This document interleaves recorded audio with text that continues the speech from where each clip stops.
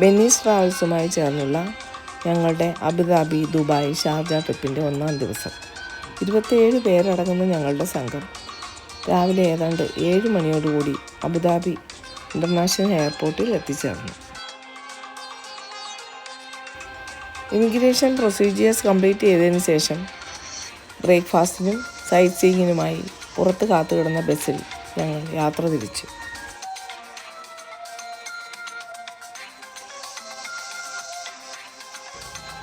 മധ്യപൂർവ്വ ദേശത്തെ United Arab Emirates അല്ലെങ്കിൽ UAE എന്ന രാജ്യത്തിൻ്റെ 7 അംഗരാജ്യങ്ങളിലൊന്നാണ് അബുദാബി എമിറേറ്റ്സ്. മറ്റ് 6 എമിറേറ്റ്സുകളുടെയും മൊത്തം വിസ്തീർണത്തിൻ്റെ 6 മടങ്ങ് വ്യാപ്തിയുള്ള അബുദാബി പേർഷ്യൻ ഉൾക്കടലിൻ്റെ തെക്കേ തീരത്ത് ഖത്തർ ഉപദ്വീപിനും ഹോർമൂസ് കടലിനുമിടയ്ക്കാണ് സ്ഥിതി ചെയ്യുന്നത്. തെക്കും പടിഞ്ഞാറും അതിർത്തികൾ സൗദി അറേബ്യയും കിഴക്കേ അതിർത്തി ഒമാനും വടക്ക് കിഴക്ക് അതിർത്തി ദുബായുമാണ്. രാഷ്ട്രഭാഷ അറബിയുമാണ്. പല രാജ്യങ്ങളിൽ നിന്നുള്ള പ്രവാസികൾ ഇവിടെ വസിക്കുന്നതിനാൽ ഇംഗ്ലീഷ്, ഹിന്ദി, ഉറുദു, മലയാളം, തമിഴ്, ബംഗാളി എന്നീ ഭാഷകൾ പൊതുവെ ഉപയോഗിച്ചു വരുന്നു. ഏതാണ്ട് എല്ലാ പ്രധാന മതങ്ങൾക്കും പ്രവർത്തന സ്വാതന്ത്ര്യവും ആരാധനാലയങ്ങളുമുണ്ട്. അബുദാബി എമിറേറ്റ്സിലെ ഏറ്റവും വലിയ അധിവാസ കേന്ദ്രം അബുദാബി എന്ന് തന്നെ പേരുള്ള തുറമുഖ നഗരമാണ്. 1971 UAE പിറവിയെടുത്തത് മുതൽ രാജ്യ തലസ്ഥാനമായി പ്രവർത്തിക്കുന്ന അബുദാബി നഗരത്തിനോട് അനുബന്ധിച്ചുള്ള സുസജ്ജവും അത്യാധുനികവുമായ തുറമുഖം പൂർണ്ണമായും മനുഷ്യനിർമ്മിതമാണ്. ഉൾക്കടൽ തീരത്ത് ആഴം കുറഞ്ഞ് വിസ്തൃതമായ തിട്ടകളും ചെറുദ്വീപുകളുടെ സമൂഹങ്ങളും അവിടെയായി കാണാം.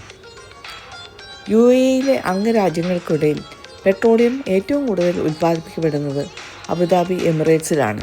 20-ാം നൂറ്റാണ്ടിൻ്റെ മധ്യത്തിൽ അബുദാബിയുടെ സമ്പദ് വ്യവസ്ഥ പ്രധാനമായും ഒട്ടകത്തെ വളർത്തൽ, അല്ലൈൻ, ലിവ എന്നിവിടങ്ങളിലെ ഉൾനാടൻ മരുപ്പച്ചകളിൽ ഈന്തപ്പഴങ്ങളുടെയും പച്ചക്കറികളുടെയും ഉൽപ്പാദനം, അബുദാബി നഗരത്തിൻ്റെ തീരത്ത് മത്സ്യബന്ധനം, മുത്ത് ഡൈവിംഗ് എന്നിവയിലൂടെ തുടർന്നു.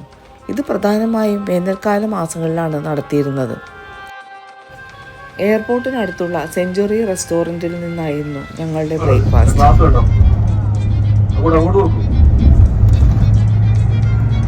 ആ ഹോട്ടലിന്റെ ചുറ്റുഭാഗമാണ് ഈ F1 ട്രാക്ക് വരുന്നത്. 5.5 kilometre. Rotana hotel. Right side Yas Marina circuit.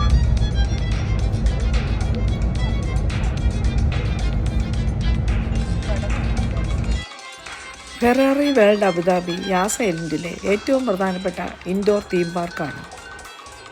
ലോകത്തിലെ തന്നെ ഏറ്റവും വേഗത കൂടിയ റോളർ കോസ്റ്ററായ ഫോർമുല റോസ ഈ ഐലൻഡിലാണ് സ്ഥിതി ചെയ്യുന്നത്. 2010 സ്ഥാപിതമായ ഫോർമുല റോസ എന്ന ഈ റോളർ കോസ്റ്ററിൻ്റെ വേഗം മണിക്കൂറിൽ 240 കിലോമീറ്ററാണ്.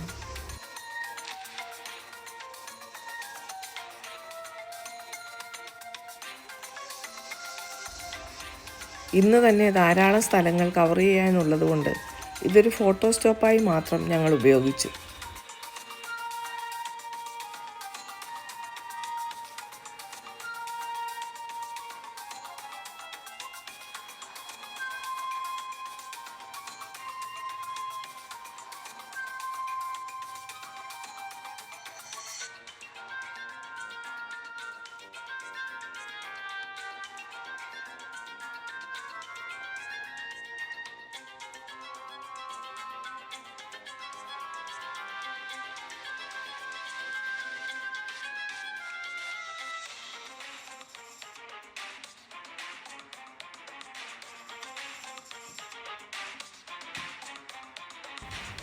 അബുദാബിയിലെ ജനങ്ങളിൽ കേവലം 20% മാത്രമാണ് തദ്ദേശീയരായുള്ളത്. ഇറാൻ ഉൾപ്പെടെയുള്ള ഇതര മുസ്ലിം രാജ്യങ്ങളിൽ നിന്നും ചേക്കേറിയവർ 10%-ഓളം വരും. തൊഴിൽ സമ്പാദനത്തിനായി കുടിയേറിയിട്ടുള്ള വിദേശീയർക്കാണ് ഭൂരിപക്ഷമുള്ളത്. ഇന്ത്യ, പാകിസ്ഥാൻ എന്നീ രാജ്യങ്ങളിൽ നിന്നുള്ളവരുടെ അംഗബലം മൊത്തം ജനസംഖ്യയുടെ പകുതിയിലേറെയാണ്. ഫിലിപ്പൈൻസ്, ബംഗ്ലാദേശ്, ശ്രീലങ്ക എന്നിവിടങ്ങളിൽ നിന്നുള്ളവരും കുറവല്ല. ഏഷ്യൻ വംശജരുമായി തട്ടിച്ചു നോക്കുമ്പോൾ യൂറോപ്യർ തുലവും ന്യൂനപക്ഷമാണ്.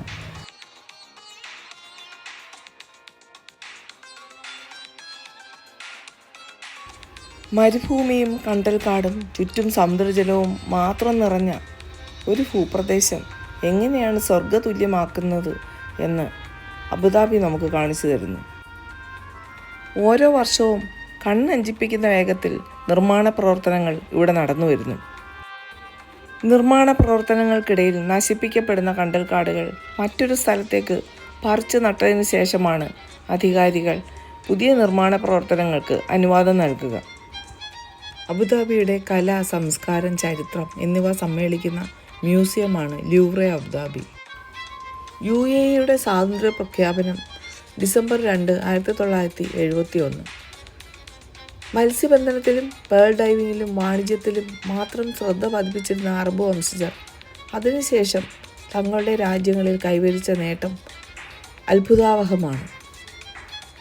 കർശനമായ നിയമവ്യവസ്ഥ നിലനിൽക്കുന്ന നാടായതുകൊണ്ട് തന്നെ കുറ്റകൃത്യങ്ങൾ വളരെയധികം കുറവാണ് UAE-യിൽ.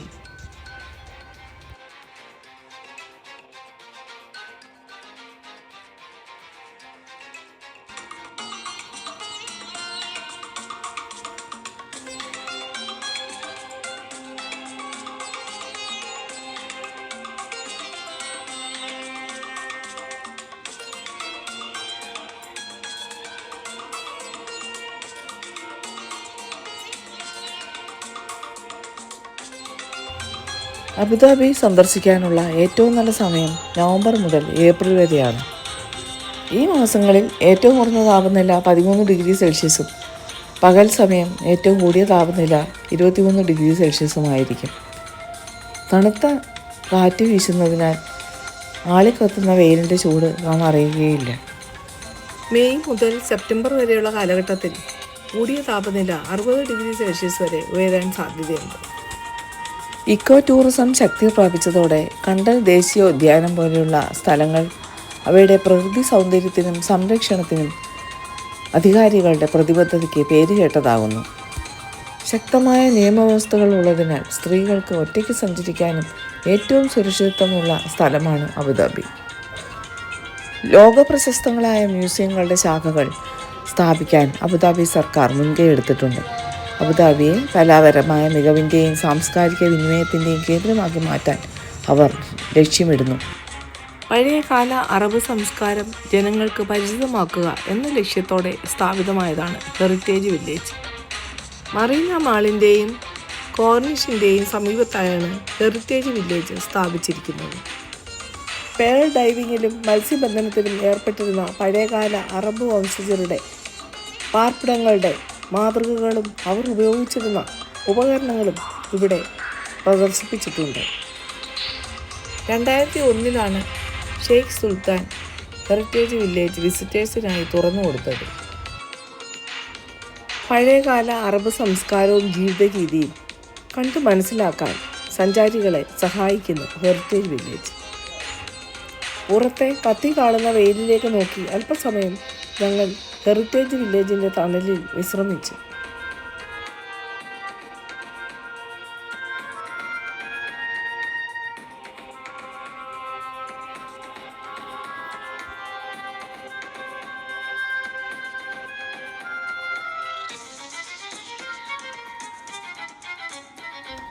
പഴയകാല അറബ് വംശജർ ഉപയോഗിച്ചിരുന്ന മീൻപിടുത്ത ഉപകരണങ്ങളും പാത്രങ്ങളും ബോട്ടുകളുടെ ചെറു രൂപങ്ങളും ഞങ്ങൾക്കിവിടെ കാണാൻ കഴിഞ്ഞു.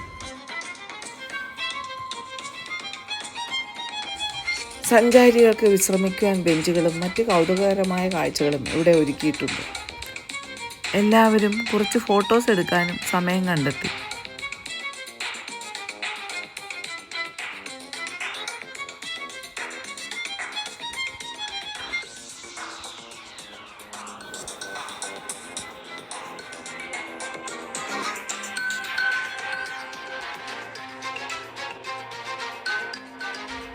ഒട്ടകപ്പുറത്തും കുതിരപ്പുറത്തുമേറി സവാരി ചെയ്യുവാൻ ഇഷ്ടപ്പെടുന്ന സഞ്ചാരികൾക്ക് അതിനുള്ള അവസരവും ഇവിടെ ഒരുക്കിയിട്ടുണ്ട്. സുവനീറുകൾ വിൽക്കുന്ന കടകളും ഇവിടെ നിരനിരയായി കാണാം.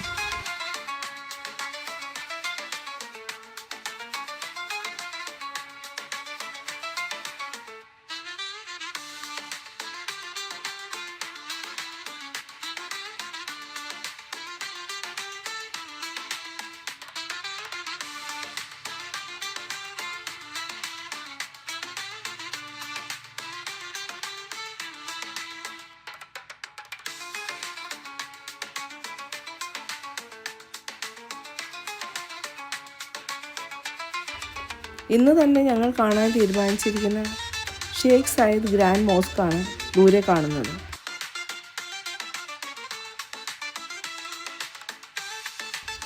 ഈ കാണുന്നതാണ് എത്തിഹാഡ് ടവേഴ്സ്. എത്തിഹാഡ് എന്നാൽ Arabic meaning unity or union എന്നാണ്. 7 എമിറേറ്റ്സ് ചേർന്നുള്ള UAEയുടെ ഒരു പ്രതിരൂപം തന്നെയാണ് എത്തിഹാഡ് ടവേഴ്സ്. അവിടെ നിന്ന് ഞങ്ങൾ പോയത് കോർണിഷ് എന്നറിയപ്പെടുന്ന കോർണിഷ് റോഡിലേക്കാണ്. അബുദാബിയിലെ ഏറ്റവും മനോഹരമായ ഇടങ്ങളിലൊന്നാണ് കോർണിഷ്. 8 കിലോമീറ്റർ ദൈർഘ്യമുള്ള ഈ ഭാഗത്ത് children's play area, pedestrians and cycle pathways, restaurants, കാഫെ എന്നിവ സ്ഥിതി ചെയ്യുന്നു.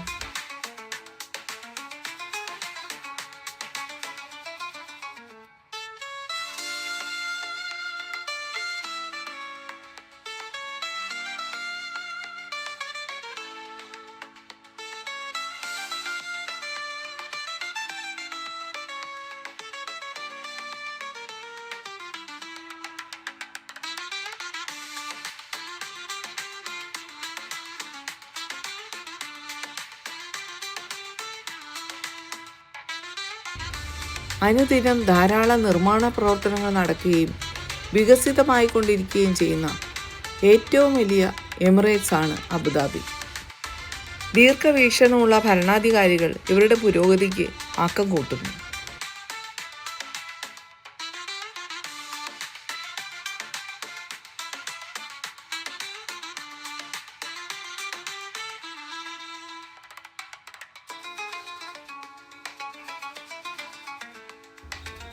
അൽ ഇബ്രാഹിമി എന്ന ഹോട്ടലിലായിരുന്നു ഞങ്ങൾക്ക് ഉച്ചഭക്ഷണം. സിറ്റി സീസൺസ് ഹോട്ടൽ അൽ ഹംറയിലായിരുന്നു ഞങ്ങൾക്ക് അക്കോമഡേഷൻ.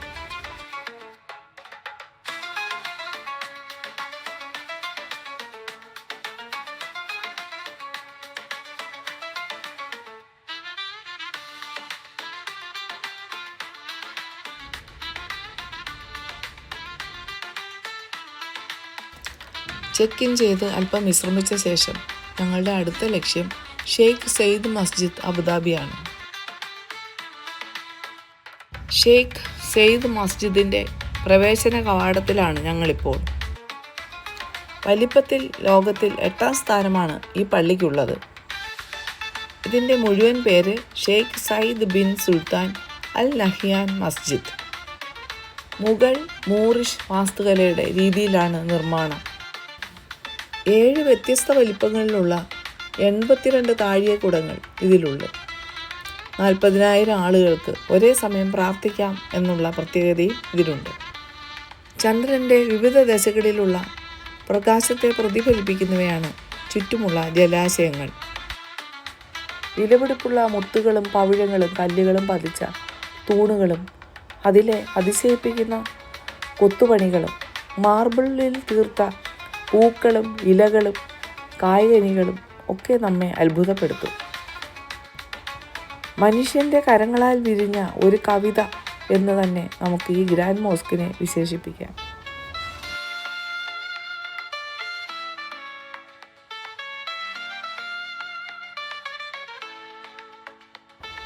വർണ്ണവിളക്കുകളുടെ വിന്യാസം കാണാൻ വൈകുന്നേരങ്ങളിൽ ഈ മോസ്ക് സന്ദർശിക്കുന്നതാണ് ഉചിതം.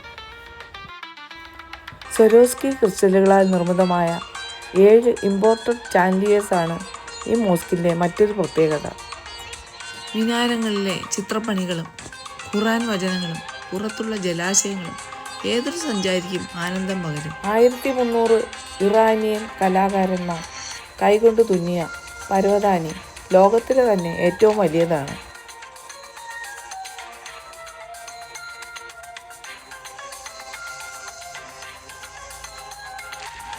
കുറേയധികം നല്ല ഓർമ്മകൾ മനസ്സിൽ നിറച്ച് ഒരു ഗ്രൂപ്പ് ഫോട്ടോയും എടുത്ത് ഞങ്ങൾ ഹോട്ടലിലേക്ക് മടങ്ങി.